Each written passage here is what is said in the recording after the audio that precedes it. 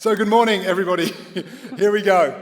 I hope that you enjoyed and recognized a few of those little familiar things there in that bumper video. And we are going to continue this morning to kind of enjoy being better together by saying some things to one another. So if you would look to the neighbor on your right, and if you would say, "We are better together." There you go. Yeah. If you're not right next to somebody, find somebody across the room. Jordan, Aaron, you can connect here. Now to the neighbor on your left, find somebody on your left-ish sort of thing. Say to them, "I am your companion and not your competitor." I like this. We've got some married couples just going back and forth down here. This is awesome. And then finally, find somebody behind you or somebody that you haven't quite, caught their gaze yet this morning, and say, "I will choose to connect and not compare."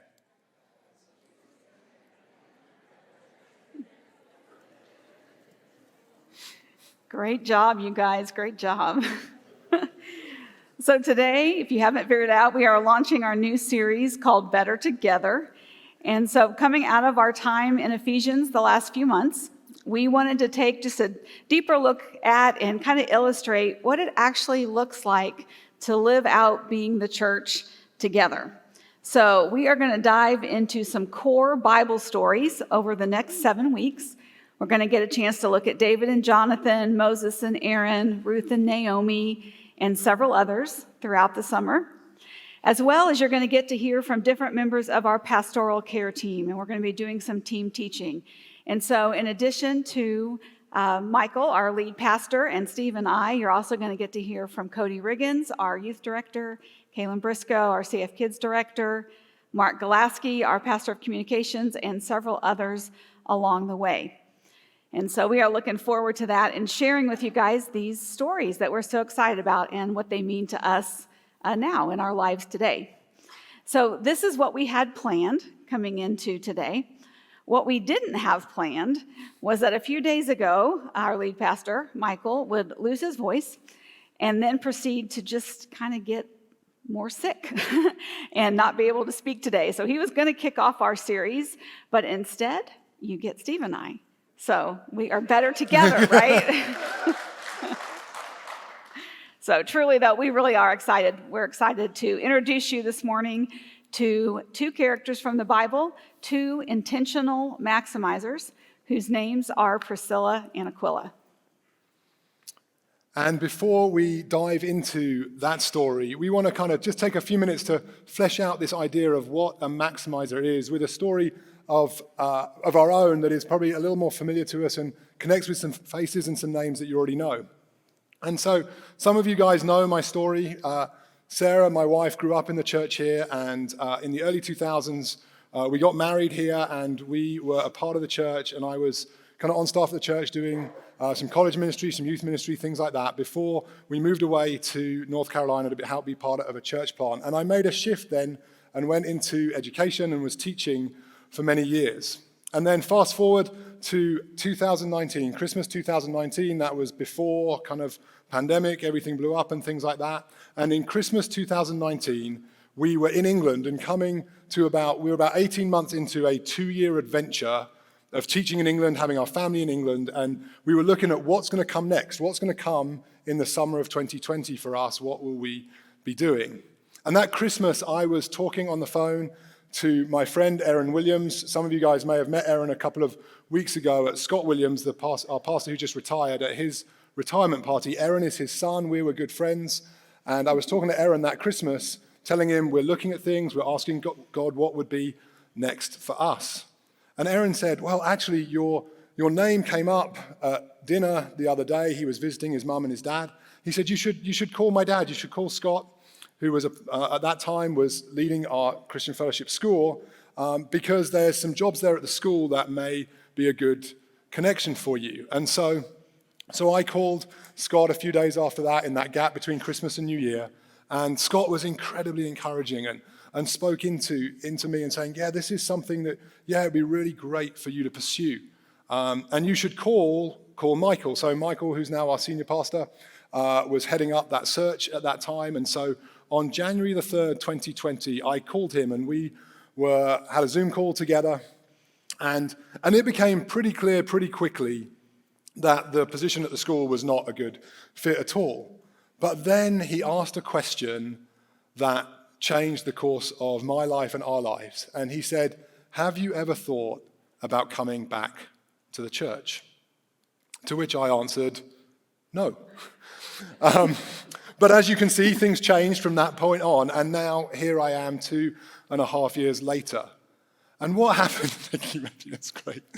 And so what happened? What was it that Scott and Michael did that made that difference in my life? What is it that they did? Well, they were maximizers in my life. What are we saying a maximizer does? A maximizer is someone who sees potential in others and creates relational impact that lasts. So I don't know if any of you guys have been exposed to the Strength Finders material, maybe at your place of work or in school, or read any of Marcus Buckingham's books on putting your strengths to work, some of those kind of things. But a maximizer is actually a strength that is talked about in those books and in those materials. And it's one that I'm kind of excited about, I love to talk about, and so I'm going to read the definition of a maximizer from the Strength Finders material. It goes like this: like a diver for pearls, maximizers search out people's strengths and their potential. Once they find it, they feel compelled to nurture it, refine it, and stretch it toward excellence. They polish the pearl until it shines. So that's what we're going to be talking about this morning. And like we said, we want to introduce you to two maximizers, two great examples of that in the Bible, and that is Priscilla and Aquila. So we meet Priscilla and Aquila in the book of Acts, and specifically in chapter 18. So that's where we're going to be for just a little bit. So while these are characters you may not know, may not have heard of very often, they were partners in ministry with Paul in the early church and leaders in that church, and they are mentioned 6 times throughout the New Testament. So we meet Priscilla and Aquila again in Acts chapter 18 when the Apostle Paul is making his way to Corinth on one of his missionary journeys. And what do we know about Priscilla and Aquila? We know that they are a Jewish missionary couple that has been expelled from Rome, and they had to leave. And so they've recently arrived in the town of Corinth, which is a little town outside of Athens, Greece. They were tent makers by trade, and they would have had a shop in the center of town in what they would have called the agora, or the marketplace, where they were selling their wares. And so Paul comes to town, and he was also a tent maker. And so Luke tells us that Paul met them when he arrived in Corinth, and he made an immediate connection with them because they were also Christ followers and also of the same trade. And so we hear about this introduction, their meeting, in Acts 18, verses 1 through 3. After this, Paul left Athens and went to Corinth. And he found a Jew named Aquila, a native of Pontus, recently come from Italy with his wife Priscilla, because Claudius had commanded all the Jews to leave Rome. And he went to see them, and because he was of the same trade, he stayed with them and worked, for they were tent makers by trade. So we know that Paul lived and worked with Priscilla and Aquila for about 18 months right there in Corinth, making tents, spreading the news of Christ, and leading the church. So they were there for 18 months before they actually left and headed to Ephesus together. But before we get to that part of the story, I want to tell you a little bit about some things about them and about their relationships that serve as a backdrop to this story. So first of all, Priscilla and Aquila's relationships with each other as husband and wife, as well as with Paul and within the church at that time, were very countercultural. They were unique in a lot of different reasons. First of all, Priscilla was not seen as Aquila's property. That would have been the case back in the Greco-Roman society. The women would have been seen as their husband's property, but she was not seen that way by Aquila. She had a mutual relationship with her husband. They served together in ministry, they served together in their business, and just in life in general. In addition to that, Priscilla and Aquila as a couple were much loved friends and ministry partners of Paul, who happened to be single. So they did life together, the three of them, this married couple and this single man, for these 18 months, serving together, taking care of the believers in their church that they were responsible for. As well as Priscilla was also one of the first examples that we read of and that we find in the New Testament as a teacher. She was one of the first we hear about. And she also helped found the church in Corinth, and together the church we know probably met in Priscilla and Aquila's home. So that's a little bit about them and about the Apostle Paul. And it's against the backdrop of these interdependent relationships, these people that are better together. Their lives are better together. The lives of those they are serving are better together, that we enter the next part of the story and we meet a new character. So if we skip down in Acts 18 to verse 24, once Priscilla and Aquila have followed Paul to Ephesus, which is modern-day Turkey, and this is also the location of the Ephesian church. So all of that information that we have talked about what was going on in Ephesus, that we've talked about the last few months, just kind of keep that in your mind as you think that they're now showing up in Ephesus as part of the Ephesian church. And in these verses, Luke introduces us to Apollos, and so we're going to look at that passage together. Now a Jew named Apollos, a native of Alexandria, came to Ephesus.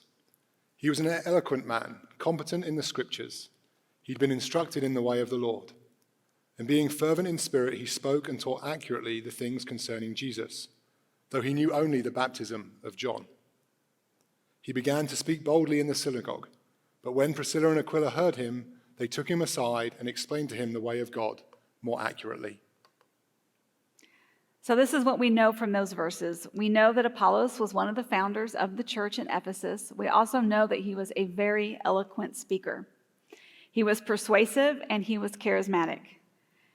But what the problem was is he didn't have the whole story of the gospel. It had stopped, as Steve read, at the baptism of John. So there were some facts and some things missing about the life of Christ that he hadn't experienced. And so when Priscilla and Aquila saw the impact that he was already making, they knew that his impact could be even bigger with the addition of some information that they had and some experience that they had. So they made the decision to pull Apollos aside. They probably took him into their home, and they gave him the resources and the information that he was missing about Christ so that he could continue in the work of the ministry and even excel. So Priscilla and Aquila were maximizers in Apollos' life. Like pearl divers, like we talked about, they felt compelled to nurture his potential, to refine it, to polish it, as our definition said, and to stretch it toward excellence. So the question we might be asking now is, what was the result of their investment? What did it look like once they had made this investment in Apollos? Well, the scripture tells us in the next few verses. So in verses 27 and 28, this is what we learn. Apollos proved to be of great benefit to those who by God's grace had believed. He refuted all the Jews with powerful arguments in public debate. Using scriptures, he explained to them that the Messiah they were looking for was Jesus. So with Priscilla and Aquila's help, Apollos evolved from an already eloquent speaker into a skilled debater who now knew the truth about the gospel and could proclaim it with confidence. Priscilla and Aquila believed in him, they believed in his purpose, and they believed in his role that God had given him, to the point that they even personally sacrificed their own lives to help him meet his potential. So they were definitely maximizers, and it had an impact not only on them and on their relationships, but also on the whole New Testament church. And this isn't the only space that we see Priscilla and Aquila having an impact on the church. For any of you that were listening earlier, Beth mentioned that they show up 6 times in the New Testament. And for those of you that like to keep count of things, and some of us can't help but do that, we see them show up 3 times here in Acts 18, which means that there are 3 remaining references to Priscilla and Aquila throughout the New Testament. And actually, interestingly enough, they all show up in a very, very similar fashion, though in 3 different books.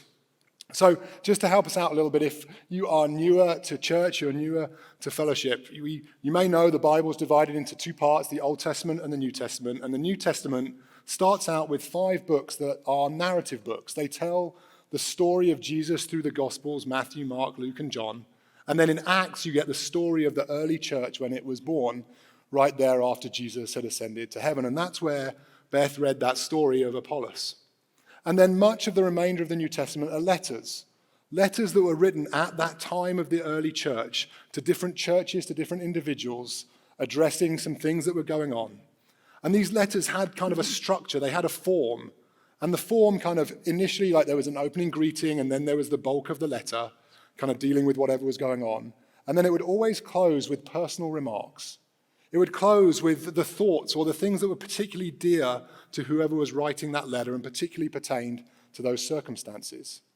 And it's actually in that space, in 3 of Paul's letters, who was there with Priscilla and Aquila in Corinth and then in Ephesus, that we find them referred to again 3 times through the New Testament. The first time we see them chronologically is in the book of 1 Corinthians. So what has happened, this shows up probably about 3 years after they'd all first met. The group has traveled from Corinth to Ephesus, and while Priscilla and Aquila are working with Apollos there in Ephesus, Paul is writing a letter back to the church in Corinth. And so as Paul's writing this letter back into the church in Corinth, in chapter 16 and verse 19, this is what we read. The churches of Asia send you greetings. Aquila and Prisca, together with the church in their house, send you hearty greetings in the Lord. So, what's Paul saying at the end here? Well, he's offering greetings not only from himself, but also from Priscilla and Aquila back. Prisca and Priscilla is just different use of the same name there. What do we see? We see that there is a continued relational connection between Priscilla and Aquila and Paul too, and the place and the church they had left, which I find so helpful, especially when we use words like maximizer and things like that. Because when I first hear a word like maximizer, I think of things like TurboTax wants me to maximize my refund, and a business consultant comes to work and they want to maximize my efficiency or maximize my profitability, and it makes me feel kind of like a resource. But that's not at all what we see here in the scriptures. What we see is a relational connection that is happening. It's a relational connection between what is going on in 2 different places between different groups of people. And we see this continue. Another 3 or so years later, Paul is now back in Corinth. He's returned, he's been on a missionary journey, and he's returned to Corinth. He's returned back to that place where they began. At the same time, Priscilla and Aquila have made their way back from Ephesus to Rome. In that first few verses in Acts 18, we heard that they'd had to leave their home in Italy, in Rome, because of an edict of the emperor that kind of kicked them out. Well, that had passed, and they'd been able to return back to Rome. So they're now in Rome. Paul is in Corinth, and Paul's writing another one of his letters. This time, he's writing it to the church in Rome. And so what do we see? What we would expect to see when you have continued relationship. At the end of Romans, in chapter 16, we hear this. It says, greet Prisca and Aquila, my fellow workers in Christ Jesus, who risked their necks for my life, to whom not only I give thanks, but all the churches of the Gentiles give thanks as well. Greet also the church in their house. Incredible verses that we read here that speak of Priscilla and Aquila's impact on Paul. Paul, probably one of the most vocal advocates of the local church, of everything that was going on. And we see, what language does he use? He says they risked their necks for me. They put their life on the line for me. When I read this in kind of, in the ESV version, I thought, oh, maybe I'll look in the Message, because that sometimes gives us kind of some more earthy language. The language there was, they risked their necks for me. They put their life on their line for me. It's that is that very kind of deep, Paul is saying, these are my people, and I am connected to them relationally. But it's not just Paul. Then there's that little incredible phrase that comes after that. It's not just Paul that greets Priscilla and Aquila. There's a message that comes from all of the churches of the Gentiles. All the churches want to say hi to Priscilla and Aquila. And when we read those verses again about the churches of the Gentiles and things like that, it takes us back, like Beth said earlier, to the series we did on Ephesians. What do we learn in Ephesians? What was happening in this early church? The gospel that had been kind of initially tied in with the Jewish people Paul had kind of blown the doors off of that, thrown it wide open. To Jew and to Gentile, to slave and to free, male and female. That's what we learned when we were going through our Ephesians series of our unity, how everybody is invited. It's open to all. We all bring our part. And Priscilla and Aquila were at the heart of that. So much so that all the churches wanted to greet them. And then we also read here again, there's that little phrase that pops up. It was the same one as in Corinthians, and the church that meets in their house. We see this pattern. See, we get the story of Apollos. We get the story of Paul. But how many other stories were there of people that were a part of the churches that met in their home? That we don't read them, but think of the impact that must have had. Those relationships, those churches, they felt a connection. They wanted to send greetings as well. And then, if you're keeping track, we've now got one reference left. This final reference, actually quite a bit of time passes. We're now about 10 years further into the future. Paul is now actually in Rome, in the same city as Priscilla and Aquila. But Paul has been arrested, he's been put in jail, he's faced trial, and he's now waiting execution in a Roman jail. And Paul is writing what turns out to be his final letter that we have in the New Testament to his protege, Timothy. Timothy is a young man that Paul has kind of brought alongside him through the years. And he's writing a letter to Timothy, which turns out to be some of Paul's final thoughts. And like all Paul's letters, at the end of that letter, he puts his personal greetings, his personal remarks. And of course, whose names do we see at the end of Timothy in chapter 4, 2 Timothy 4, verse 19? Paul says, greet Prisca and Aquila. All in all, this story has spanned some 15 to 20 years of continued relationship, a depth of connection that they've had, impact that has been had there. So we would say this, like we said at the start, what do maximizers do?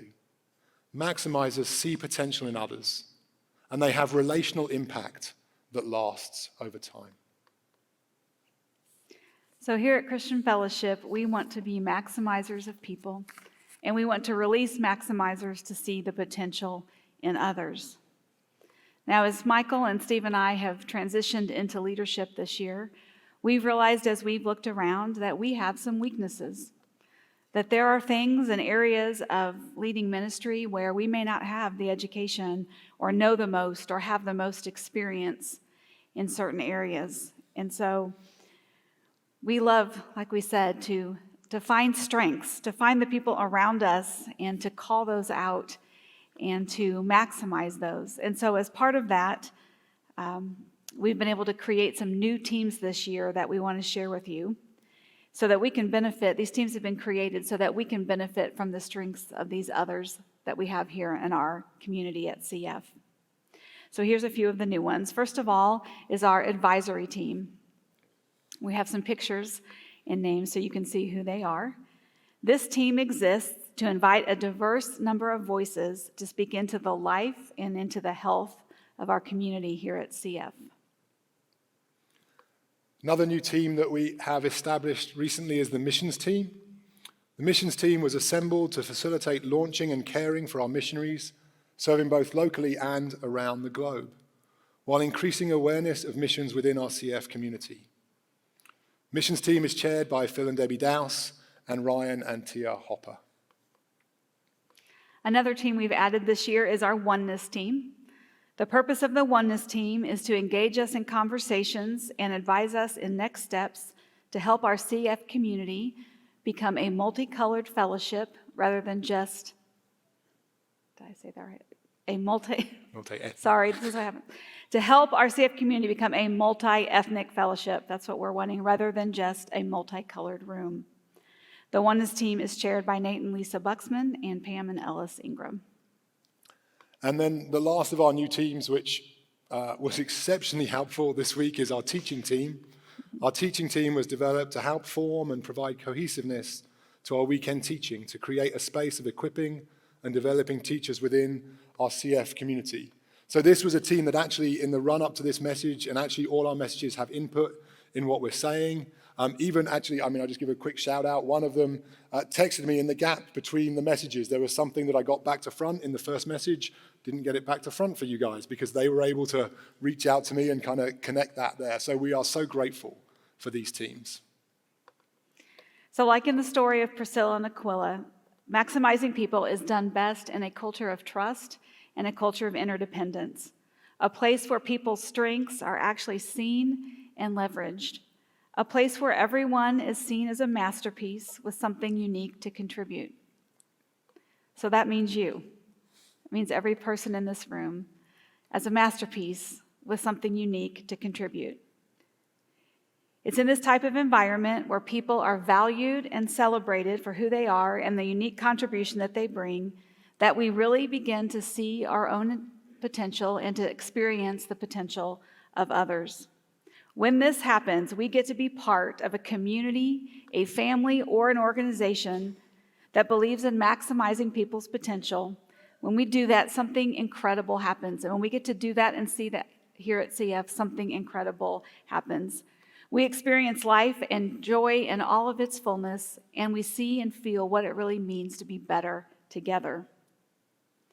So Priscilla and Aquila inspire us to acknowledge and to thank the maximizers in your life. So hopefully, as we've been talking and as Steve shared his story at the beginning of the service, maybe you've had a chance to think of some of those people that have been maximizers in your life. And Priscilla and Aquila's story draw us back to remember and to thank those people who have seen our potential and impacted our lives. They also remind us to be maximizers of other people as well, and what it might look like to reach out and develop people and see their potential in our spheres of influence, wherever that might be. Now, specifically, Priscilla and Aquila in their story kind of show their ability to be maximizers in 4 specific areas. So just want to touch on those for just a minute. The first one is they were maximizers in their home. They were maximizers in the home. They were great partners, and they supported each other in vocation and in their ministry and in their life together. They encouraged each other to use their gifts for the sake of the kingdom. So what would it look like for you to be a maximizer in your house? What would it look like for you to encourage maybe your spouse or one of your kids to pursue a new hobby that they've been interested in, or to chase after a dream that they're too scared to chase on their own? Or what would it look like maybe if you're a married couple to invite a single into your family, to invite them to a family activity and include them with you? They were also maximizers in their business. They welcomed Paul as a companion, not a competitor. Think about those first verses. Paul showed up. They were already tent makers, and he showed up as another tent maker in town. But what did they do? They welcomed him in. What would it look like for you to view those you work with as companions, not competitors? To teach a coworker a new skill, mentor someone you see with leadership potential for their good and for the good of those around you. Priscilla and Aquila were also maximizers in their discipleship relationships. They saw something in Apollos, and they gave everything that they had to partner with him in spreading the gospel. So what might it look like for you to share your spiritual story with someone, maybe with someone who's newer in the faith than you? And then what would it look like to invite them along with you, to maybe encourage them to come to a small group or to do a Bible study with them? And then they were maximizers in their churches.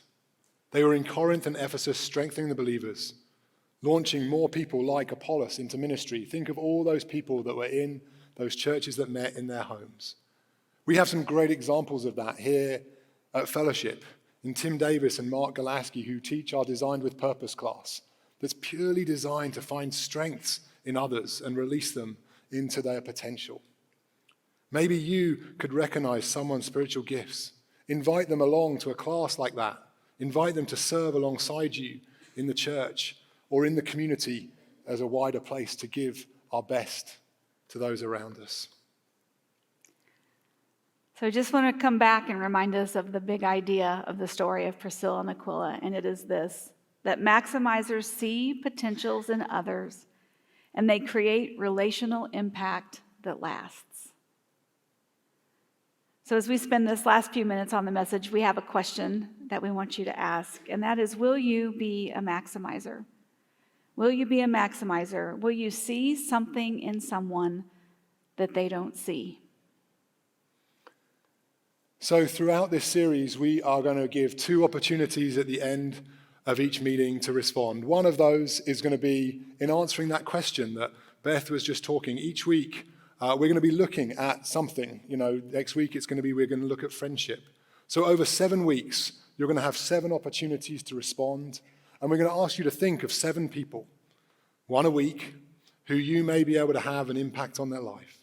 So this week, we want you to think of someone that you could tell of the potential that you see in them. Someone who you could be a maximizer in their life. Maybe think of those examples that we went through of people in your home. Maybe it's your spouse, one of your children, a relative that could be living with you. In your business or a business that you work with. In your discipleship relationship, within the church or within the community. Or here in the church, in your small group or a friendship group that you have. Who could it be that you could speak into their lives?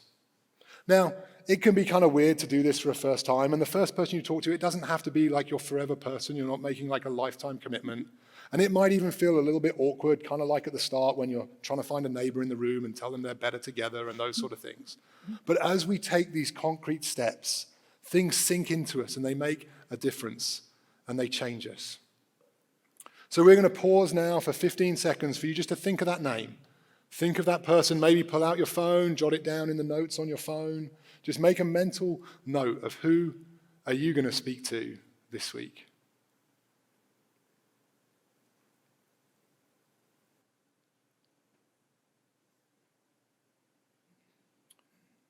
Okay, so I hope you've got a name. Don't forget that name, kind of hold it because that's kind of your assignment as you kind of go from here. But there is something else that we want to spend the last few minutes this morning talking about, and that's talking about ministry time. So as you saw, we've kind of rearranged our service. Kim mentioned it a little bit when she led us in communion earlier. We wanted to create space at the end of our meetings where we could be better together by praying for one another. That's one of those spaces that we know that we have been called to. It's part of our DNA as Christian Fellowship. It's part of our culture, and we wanted to make sure that we had space for that. So we moved communion so there wasn't sort of like the coming and going of trying to do 2 things in that same space. And so what does ministry time look like to us? Well, this is something that for some of us, if we were around before COVID and things like that, it's very, very familiar. But to others, we realize you're new here, and this may be something that people talk about it and you really don't know what's going on. So I'm going to take a few minutes today just to talk really practically about what that could look like and hopefully answer a few questions that people may have. So practically, what we'll be doing at the end of each meeting is that when we come to kind of ministry time and that time, we'll invite some people forwards to be here ready to pray with anybody that has a need. And those people will be members of our pastoral care team, there'll be small group leaders, ministry directors within church, and a prayer team that we have spoken to. So you know that if you come for prayer, you're not kind of coming to somebody that just kind of popped up out of nowhere, someone that's not known, but someone that is safe and that we do know who they are. And so then while we have our prayer requests playing on the screen, there'll be an invitation for you to come. And you'll be able to come out of your seats and you'll be able to come forward and you'll be able to pray with somebody. And if you actually just want to come and just hold a space by yourself, you don't have to come to somebody. You could come and stand in one of the gaps and that's okay there. But then we will do that together and the prayer requests will pray and everybody else will be able to follow the prayer requests and pray through with those. When prayer requests are finished, we'll pray a prayer to dismiss the meeting. But for those that want to remain and want to stay and continue praying, there'll be time and space to do that at the end of our meetings. So, a couple of questions we wanted to answer. The first one is, why would I come up? Coming up to respond doesn't mean that, something is massively wrong in life. There there are all sorts of different reasons why you would want to come forward. And the first one is what I would call a now response. It's a response to the message that has just been given in those 30 minutes previously. So maybe today, as you listen to Beth and I share about maximizers, maybe you're reminded of somebody that did that in your life, and gratefulness wells up within you. And you want to take time to give thanks to God for that. And actually a great way to mark that is to do it with somebody else, to come forward. Rather than just let that thought fleetingly pass through your head, come forward and say, I just want to pray a prayer of thankfulness for this person or that person. Or maybe it's the other side. Maybe as we've talked about maximizers, you feel an ache inside. You feel that maybe it's something you've missed out on. It's a longing that you have that's unfulfilled. And it's a time where you can come forward and we can pray into that space. It's also possible that your need may be something from the past. So it could have been something maybe that happened this past week or something that happened longer ago, maybe something that's on your mind, something that you're still struggling with that you would love continued prayer for. We'd love to have you come forward and pray with you about that. It's also possible that maybe you've had a prayer request that you've been praying for a long time and it's been answered this week and you want to tell somebody, and we can pray a prayer of thanksgiving and praise God with you in that as well. So that would be another reason. If there's something from the past, this past week or further back than that, we'd love to pray with you about that. Yeah, and those are even things that, you can, through the week, if something happens, you can remember, I have a chance to be prayed for on Sunday when that happens. But also, as well as looking back, looking forwards. Maybe there's something that you know that's coming up in your life or a hope you have for the future, where you want to know guidance or favor from the Lord. Or maybe it's something coming up that you're nervous about or that you're worried about and you want prayer of encouragement in that space. Maybe it's healing. You have sickness that you long to be healed for. We would love to pray. I even thinking about this as we were getting ready for today, I was thinking about our family camp coming up this week. For some of you who are going on family camp, maybe you're so excited about what God might do. And you'd love to come forward this morning and say, would you pray with me about my expectation that God would meet me at family camp in a new way? Or maybe you're looking at family camp and you're nervous. You're nervous because it's the first time away. You're nervous because of relationships that might be difficult. And you would like prayer that you'd be met in that and that God would meet that need. These are all reasons why we would come forward. What's happened now, in the past, and in the future. And the other thing we wanted to just take a couple of minutes to talk about is what you can expect. It's fine to say, come up, but then you don't know what's going to happen when you come up. Well, a couple of things there. Probably the first thing that'll happen if you come forward is the person that is standing in front of you will ask you a simple question. It'll go something like this: how can I pray for you this morning? And at that point, it's up to you. You can give as many or as few details as you would like. So it may be that you just want to speak in generalities, and that is fine because we know that God knows what is happening and that is what is the most important. And we'd still love to intercede for you in that. It also might be possible that words just start coming out, maybe even tears start coming out as you share, and that is fine as well. We even have Kleenex up here for you. So as little or as much as you want to share is welcome. And then one other thing that you'll probably be asked is whoever's praying for you, if you want someone to pray for you, they will ask if they can put a hand on your shoulder. This is something the Bible talks about. It talks about how when we pray, we lay hands on one another. Now, you are by no means compelled to say yes, but it's just a sign of holding that space together. We're physical beings. We were made to kind of live in these bodies, and there is something about knowing that physical touch. But if that's not something you're comfortable with, that's why we ask.